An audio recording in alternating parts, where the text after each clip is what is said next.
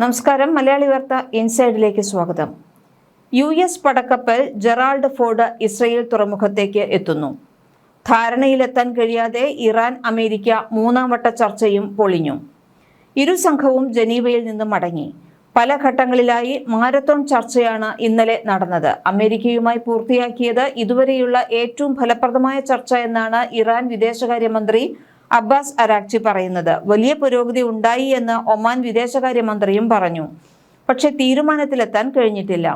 Steve വിറ്റ്കോഫിന്റെയും ജാറേഡ് കുഷ്ണറുടെയും നേതൃത്വത്തിലുള്ള സംഘമാണ് അമേരിക്കയെ പ്രതിനിധീകരിച്ച് ചർച്ച നടത്തിയത്. ആണവ വിഷയത്തിലെ സാങ്കേതിക കാര്യങ്ങളാണ് ചർച്ചകൾ ഉടക്കി നിൽക്കുന്നത്. അടുത്തയാഴ്ച വിയന്നയിൽ വീണ്ടും ചർച്ച നടക്കും. ആണവ കേന്ദ്രങ്ങൾ തകർക്കാനും യുറേനിയം ശേഖരം കൈമാറാനും നിർദ്ദേശം ഉയർന്നതായുള്ള വാർത്തകൾ ഇറാൻ തള്ളി. തങ്ങൾക്ക് മേലുള്ള ഉപരോധങ്ങൾ പിൻവലിക്കാൻ സമ്മർദ്ദം തുടരുകയാണ് ഇറാൻ. അതേസമയം അമേരിക്കൻ പടക്കപ്പൽ USS ജെറാൾഡ് ഫോർഡ് ഇന്ന് ഇസ്രയേൽ തുറമുഖമായ ഹൈഫയിൽ എത്തും. ജെറാൾഡ് ഫോർഡിന് തകരാറെന്ന് നേരത്തെ റിപ്പോർട്ടുകൾ ഉണ്ടായിരുന്നുവെങ്കിലും കപ്പൽ സജ്ജമാണെന്ന് US നാവികസേന അറിയിച്ചു. ഇറാന് ആണവായുധങ്ങൾ വികസിപ്പിക്കാൻ ഉദ്ദേശമില്ലെന്ന് പ്രസിഡന്റ് മസൂദ് പെസഷ്കിയാൻ ഇന്ന് ആവർത്തിച്ചു. നയതന്ത്രത്തിനാണ് മുൻഗണനയെങ്കിലും സൈനിക നടപടി സ്വീകരിക്കാനുള്ള അവകാശം അമേരിക്കയിൽ നിക്ഷിപ്തമാണെന്ന് US vice president JD Vance മുന്നറിയിപ്പ് നൽകിയിട്ടുണ്ട്. ലോകത്തിലെ ഏറ്റവും മോശം ഭരണകൂടത്തിന് ആണവായുധങ്ങൾ കൈവശം വയ്ക്കാൻ അനുവാദം നൽകാനാവില്ല എന്നതാണ് പ്രതികരണം. ഇറാനെതിരെ ആക്രമണം നടത്തേണ്ടി വന്നാൽ രാജ്യത്തെ ആണവ മിസൈൽ പദ്ധതികളെ ലക്ഷ്യം വയ്ക്കാനാണ് ട്രംപ് ഭരണകൂടത്തിന്റെ തീരുമാനം. എന്നാൽ ഈ സൈനിക ഇടപെടൽ സംബന്ധിച്ച് കൃത്യമായ ആശയവിനിമയം ട്രംപ് US സേനയോട് നടത്തിയിട്ടില്ല എന്നാണ് വിവരം. അമേരിക്കയുടെ പ്ലാൻ B എന്താണെന്ന് നോക്കാം. ഇറാന് ചുറ്റും അമേരിക്ക വൻ യുദ്ധസന്നാഹം നടത്തുകയും എതിരിടാനായി ഇറാൻ അതിർത്തികളിൽ ബാലിസ്റ്റിക് മിസൈലുകൾ വിന്യസിക്കുകയും ചെയ്തിട്ടുണ്ട്. സൈനിക വിന്യാസത്തിലൂടെയും ആക്രമണ ഭീഷണികളിലൂടെയും ഇറാനെ കരാറിൽ ഒപ്പുവെപ്പിക്കാനാകുമെന്നാണ് ട്രംപ് കരുതുന്നത്. ഭീഷണിക്ക് വഴങ്ങുന്നില്ലെങ്കിൽ ചെറുതും വലുതുമായ ആക്രമണങ്ങൾ നടത്തി സമ്മർദ്ദം കൂട്ടാനാണ് ട്രംപിന്റെ പദ്ധതി. എന്നാൽ ഇറാനെ ഭീഷണിപ്പെടുത്തി കരാറിൽ ഒപ്പുവെപ്പിക്കാൻ സമ്മർദ്ദ തന്ത്രങ്ങൾക്ക് കഴിയുമോ എന്നത് സംബന്ധിച്ച് US-ൽ നിന്ന് തന്നെ സംശയങ്ങൾ ഉയരുന്നുണ്ട്. ചർച്ചകൾ പരാജയപ്പെട്ടാൽ ആക്രമണം എന്നതോ കൂടാതെ ഒരു പ്ലാൻ B കൂടി അമേരിക്ക പരിഗണിക്കുന്നുണ്ട്. അന്താരാഷ്ട്ര ആണവോർജ ഏജൻസി മേധാവി റാഫേൽ ഗ്രോസിയാണ് ഈ നിർദ്ദേശം മുന്നോട്ട് വെച്ചത്.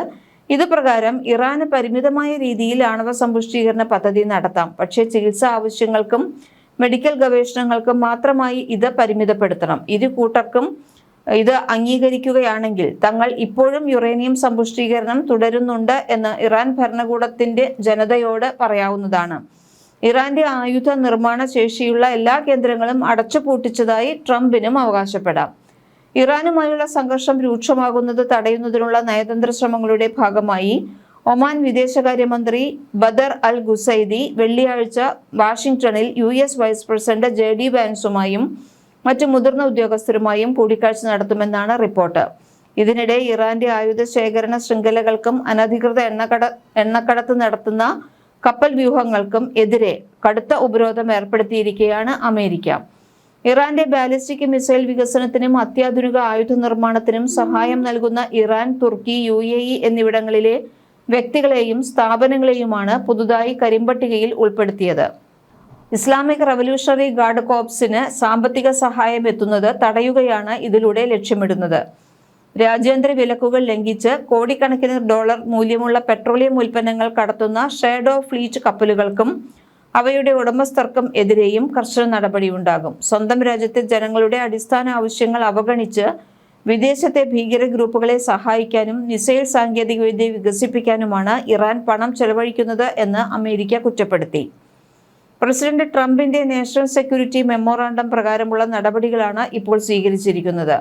ആണവ കരാറിലെ വ്യവസ്ഥകൾ പാലിക്കുന്നതിൽ ഇറാൻ പരാജയപ്പെട്ടതിനെ തുടർന്ന് ഐക്യരാഷ്ട്രസഭ ഏർപ്പെടുത്തിയ നിയന്ത്രണങ്ങൾ പുനഃസ്ഥാപിക്കുന്നതിന്റെ ഭാഗമായാണ് ഈ നീക്കം. ഇറാന്റെ ആയുധ പദ്ധതികളെ തകർക്കാൻ ലഭ്യമായ എല്ലാ മാർഗങ്ങളും തുടർന്നും ഉപയോഗിക്കുമെന്ന് US സ്റ്റേറ്റ് ഡിപ്പാർട്ട്മെന്റ് വ്യക്തമാക്കിയിട്ടുമുണ്ട്.